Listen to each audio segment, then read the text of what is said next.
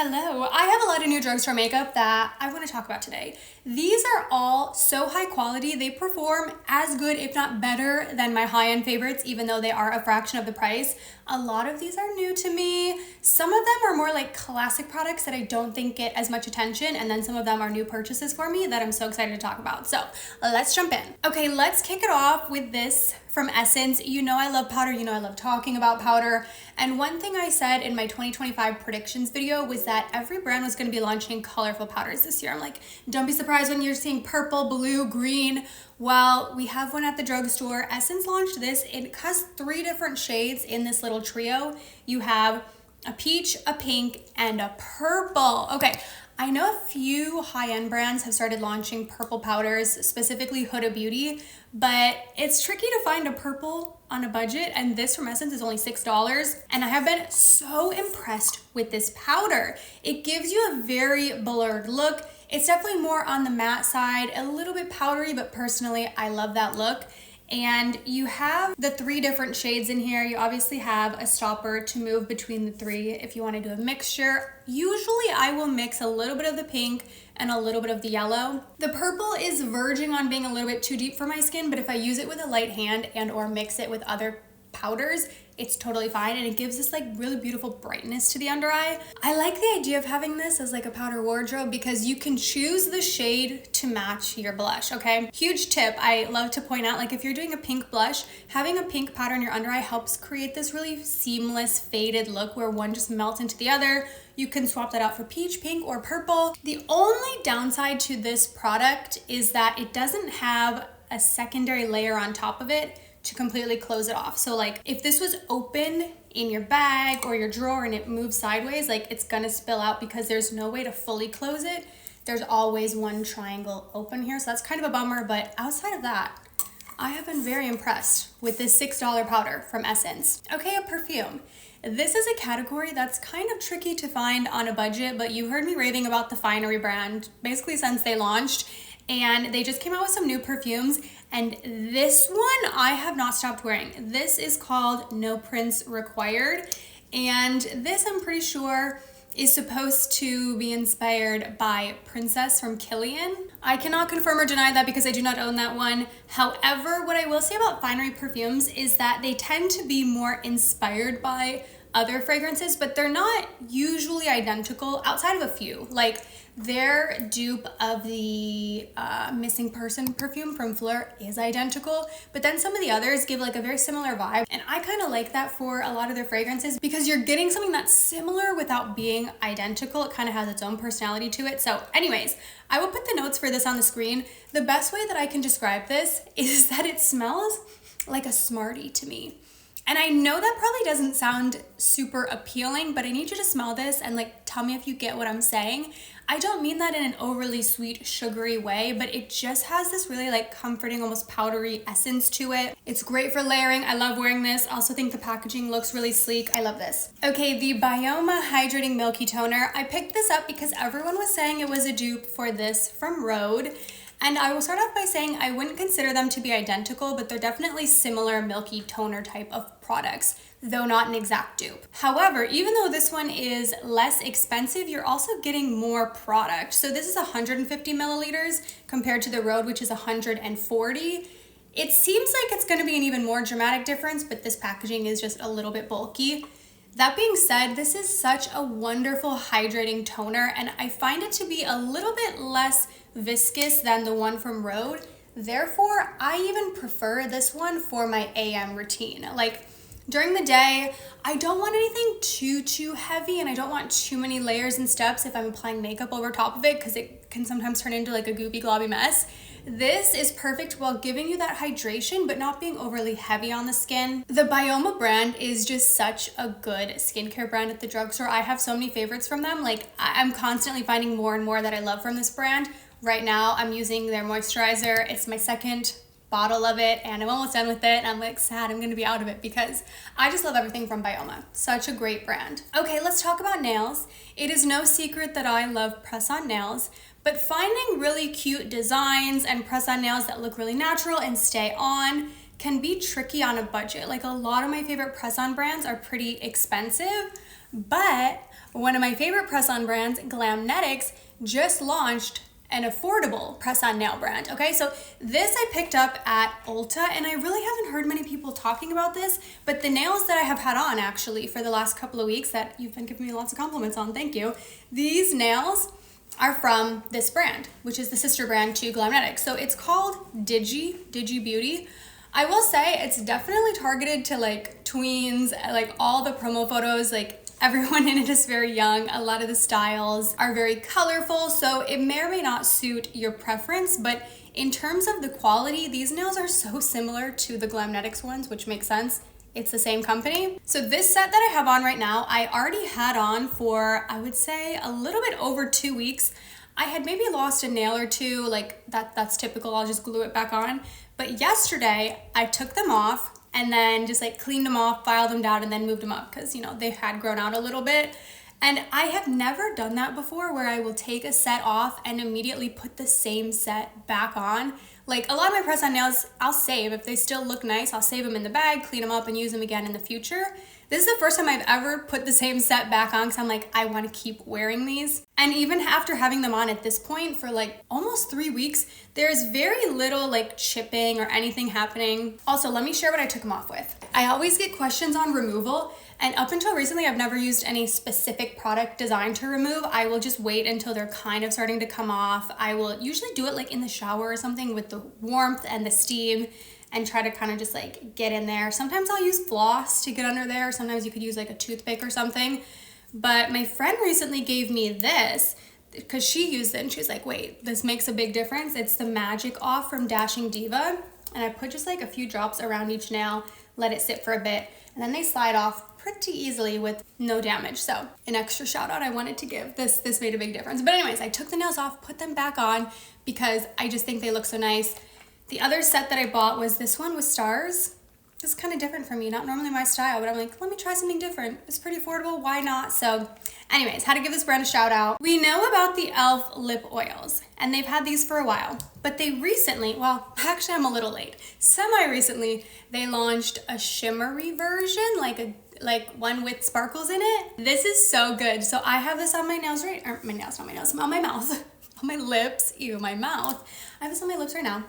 The shade I picked up is the shade Crystal Baller. Okay, but I will just say, this sticker is driving me nuts. CVS put it on there. It just says like, intended for sale at CVS. It found somewhere else, call this number, which is fine, but I was like scraping at it, trying to get it off. I can't get it off, and it's driving me nuts. I wish they would have put it on like the cardboard packaging, but anyways, I'm sure if I put a little more effort into it, I could get it off. But if you're wondering why there's a sticker on there, that was CVS. I like their regular lip oils too. Like either formula I would recommend, but there's something about a lip gloss that has glitter in it that makes your lips just look juicy and plump, and it kind of hides anything. Like if you're self-conscious about lip lines or even chapped lips kind of being a little bit flaky, this just kind of diffuses them in a way that they're not really visible because you get distracted by the sparkles. Like it just glosses over everything. And it's not too much. Like when you first apply it, the first time I applied this, I was like, okay, wait, that's a lot of sparkle, maybe too much. But as it blends in and sits on the lips,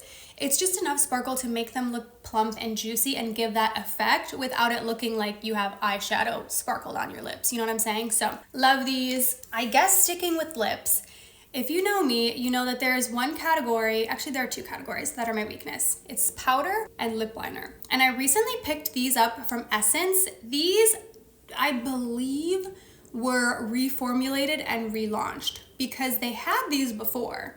Because when I was trying to look up shade swatches, I kept getting a bunch of shades that were not the correct names, which then reminded me like, no, I kind of do remember this. But anyways, it is called the Soft and Precise Lip Pencil. I picked up 2 shades, and I have on a bit of Legendary today, which is my favorite. But I also picked up the shade My Way. Now, I won't say this is the longest wearing lip liner ever, so if longevity is your preference, I do have others that I would recommend over this, but these are so creamy and pigmented, and I love the shades, and they are so inexpensive. And I've especially been loving the shade Legendary. It is slightly more like cool toned mauve. I find this particular shade of lip liner a little bit trickier to find, and these are just so creamy and blendable. These I would definitely recommend, especially at that price tag. One more lip product while we're in this category. This one you've heard me talk about before, but I feel like it needs another shout out now that lip stains are having such a moment. Everyone's launching lip stains right now. One of the best lip stains you will find at the drugstore is from the Ulta Beauty brand. This is their Weightless water stain. Do you see how much of this I have used? This is very different than a lot of other lip stains that are launching right now. So many new ones are this very like high gloss, high pigment formula. This is very watery, like the name would suggest. It's very similar to something like Benetint. That being said, I wouldn't recommend this on your cheeks. It's not designed for that, but I don't think it works well there. I was really into this maybe like 2 years ago when I was loving like a juicy cherry red lip, and I feel like I started using it less because I moved away from that tone. But lately, I've discovered that if you take this, apply it all over the lips as a base, and then take more of like a mauvey nude lip liner to line the lips, you get the perfect Your Lips But Better shade. Like, it doesn't look like you really have anything on, but it just looks really juicy and pink, but not too red. They've also expanded the shades in this somewhat recently, so they have more options now. They're definitely more like red or orange. You're not gonna get as many like nude shades as some of the other lip stains that are launching now, but I just love this formula. It's so great. What I will say, my advice with this product and also every other lip stain on the market, the key is, and I know you don't want to do this because I don't want to do it either, but the key is you need to apply it on dry lips. And unfortunately, that's my advice for like all lip products. Like even lip liners, like you have to put that on dry lips. As disgusting as it feels, and I know we don't want to do it, you're gonna get a better result and you will get way more longevity. Like if you're putting on lip balm